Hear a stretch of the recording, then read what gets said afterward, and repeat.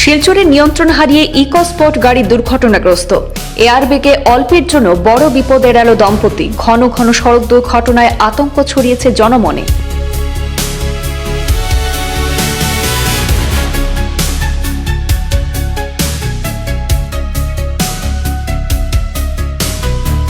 শনিবার গভীর রাতে শিলচর কাঁঠাল পয়েন্ট সংলগ্ন এলাকায় সুরানা মোটরসের বিপরীত দিকে একটি সড়ক দুর্ঘটনা সংঘটিত হয়েছে। জানা যায়, শনিবার গভীর রাতে শিলচর মেডিকেল কলেজ এবং হাসপাতালের দিক থেকে শহরের দিকে আসার সময় একটি ইকোস্পোর্ট গাড়ি নিয়ন্ত্রণ হারিয়ে দুর্ঘটনার কবলে পড়ে। গাড়ির ভেতরে স্বামী স্ত্রী দুজনেই সেকেন্ড লিংক রোড এলাকার বাসিন্দা ছিলেন।